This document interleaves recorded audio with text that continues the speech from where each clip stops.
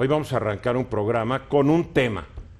La respuesta que el ministro de la Suprema Corte de Justicia de la Nación, Eduardo Medina Mora, le da indirectamente al periódico Universal, que los días 5 y 6 de junio publicó 2 notas que lo acusaban de manejar y depositar en cuentas suyas 103 millones de pesos.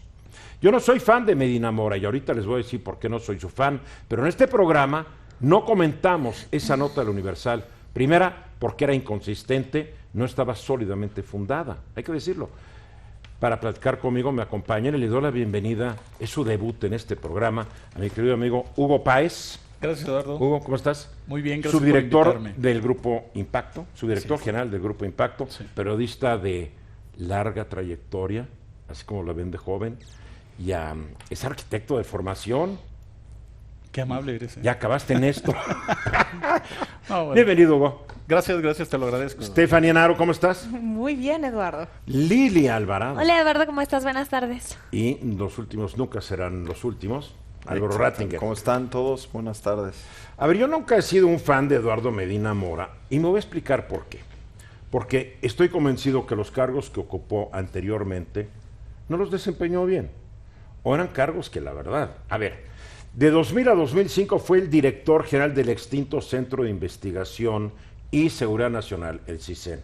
En tal capacidad estoy convencido que realizó muchas acciones de espionaje, muchas de ellas ilegales, en torno a muchos mexicanos. Tal vez Hugo, tal vez yo, no sé, ¿no? El CISEN espiaba ilegalmente a mexicanos. Es un hecho. Tenía folders de nuestras cosas, se metía en nuestras cosas bancarias, porque si el gobierno creía que eras enemigo o representabas cualquier riesgo, aunque fuera minúsculo, el CISEN te investigaba. La verdad. Entonces, él fue durante 5 años director del CISEN. Pero peor que eso, durante esos 5 largos años, no fue capaz de advertirnos que la delincuencia organizada se estaba convirtiendo en un monstruo de 1000 cabezas que iba a acabar poniendo en jaque al Estado mexicano. Después fue de 2005 a 2006, el presidente Fox lo nombró Procurador General de la República, y como la mayoría de los que estuvieron antes y después que él en el cargo, pues la verdad no hizo gran cosa.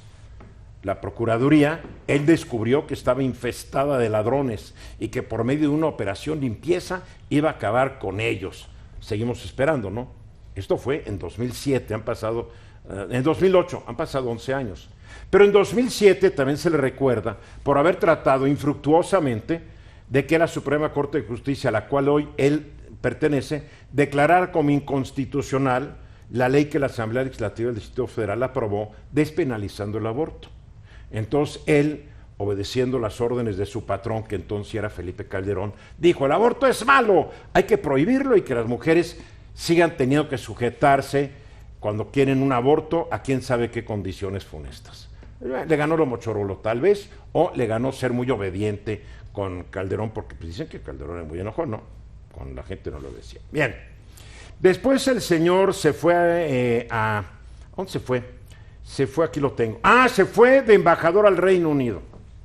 Ahí estuvo de 2009 a 2013. La verdad, lo único que yo recuerdo de lo que hizo es que cuando en un programa de coches, ¿cómo se llamaba este programa que hacían? Sí, que dijeron El Que dijeron, inglés, ¿no? sí, que dijeron que la comida mexicana parecía Top Gear. vómito frito. Sí, Top Gear. Top Gear, que Gear, es un sí. programa exitosísimo. Me acuerdo que Medina Mora Bueno, se envolvió en la bandera mexicana. Y porque dijeron que no había problema en decirlo porque seguramente él estaba dormido. Sí, que seguramente estaba dormido. Bueno, entonces Medina Mora se envolvió en la bandera nacional, protestó, creo que es lo único que hizo como embajador. La verdad es que todo el mundo se rió de él. Bueno, se La dice, se comenta y se rumora que por eso hizo Top Gear un programa en el DF, que le hizo, o en el DF, en México, le hizo tan grande el caldo, les Sí. hizo tan gordo el En caldo vez- que dijeron, ok, ya hacemos un programa. No, ahí. pero es que hasta le ayudó al programa. Por Le dio supuesto. publicidad. Sí, digo, sobrereaccionó Eduardo. Bueno, después de enero de 2003 a marzo de 2015 fue embajador en Estados Unidos.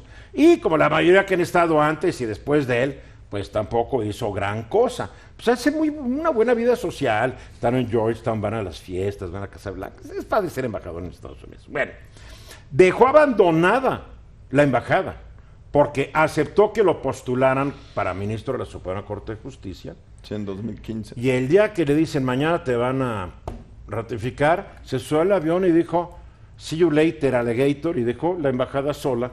Y para colmos, después Peña Nieto se tardó de marzo a septiembre de 2005 en nombrar un sucesor. Puso un cuadro que se llama Miguel Bazáñez, que no duró ni un mes. O sea, la relación que el señor Peña Nieto tuvo con Estados Unidos, aquí nuestra internacionalista Stephanie no negará, la manejó muy mal. Totalmente. Bien. De acuerdo con muchos abogados con que he hablado sobre él, me dicen, oye, como ministro de la Suprema Corte ha dado una agradable sorpresa. Aparentemente lo respetan la mayoría de los ministros y sus intervenciones, sus decisiones se fundan en derecho, etcétera, etcétera. Bien. ¿Por qué me abstuve y nos abstuvimos de comentar las notas? Ya lo dije, porque no estaban bien fundadas. Era una nota, ya sabes, como chisme, ¿no? En la Suprema Corte y el Departamento de Justicia de Estados Unidos, como muchas notas. Bueno, pues Medina Mora hoy da respuesta a esta carta y dice, a ver, para empezar, los depósitos eran en pesos, no en dólares, no eran en euros. Las cuentas que anotan como cuentas no eran cuentas, eran los números de transferencia a las operaciones. Es más, él acepta que realizó cada una de las operaciones, pero eran en pesos. Y la cantidad, 7 millones de pesos en este plazo, corresponde a sus ingresos. No hay que olvidar que fue embajador en Estados Unidos y en el Reino Unido, entonces mandaba dinero a esas cuentas. Pero de ser cierto lo que dice Medina Mora, y no tengo por qué no creerle, qué patinón de este periódico, ¿eh? La verdad. Fíjate, Eduardo, que me tocó a mí estar del sábado pasado al antepasado, Sí. el jueves Ajá. antepasado me tocó estar en la conferencia mañanera. Y precisamente ahí se abordó el tema porque fue el día en la mañana donde se publicó la nota El 5 de junio. en el Universal, exactamente. Esto sirvió de alguna manera, aun cuando todas las imprecisiones que dices tú, toda la parte, el estilo de chisme de la columna, sirvió para una especie de peloteo.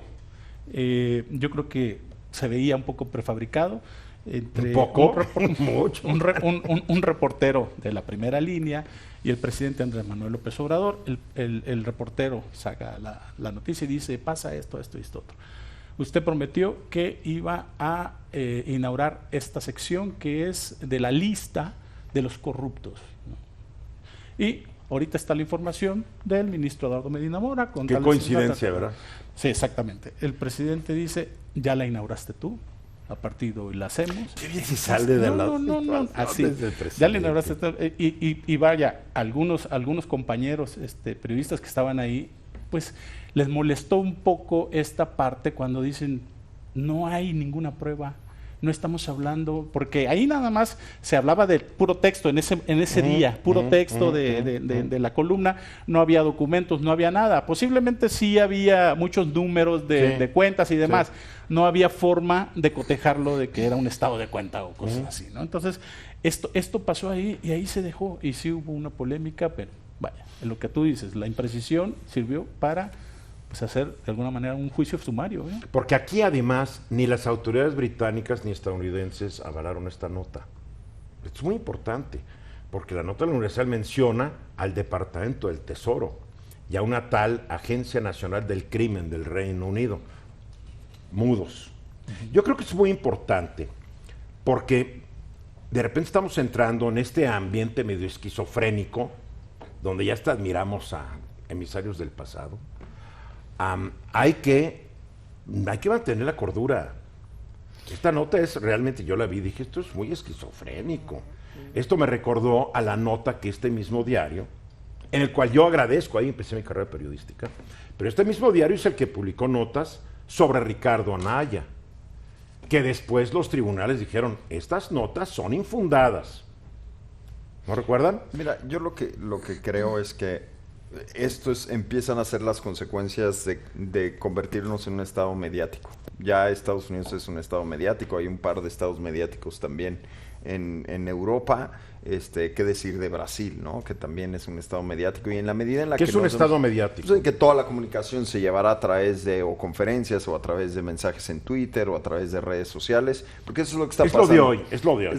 Entonces, en la medida en la que este país se convierte en un estado mediático, porque es lo de hoy, pues tendremos los tipos de anuncios que estamos teniendo todas las mañanas, O sea, no más bien, solo por Álvaro, el presidente, sino casi por quien sea. La ¿no? conferencia de prensa de la mañana es el Twitter de López Obrador. Sí. Creo que es más divertido la conferencia que los tweets de Trump. 100%. Y logran más objetivos. No, y Pero- es la nueva tiene forma mucho de más gobernar. estructura. el punto es que también esto que tú le llamas El estado estado mediático también va de la mano de una serie de imprecisiones, ¿no? De opiniones que tal vez no están bien sustentadas, ¿no? Entonces, que también es problemático, ¿no? La razón de existir de un estado mediático es llenar el canal de información, punto. Y Aquí lo no más- es necesariamente aquí el lo más gobierno, grave ¿eh? es que Mida Mora dice, le pedí el derecho de réplica al Universal y me ignoraron. Y ni me contestaron.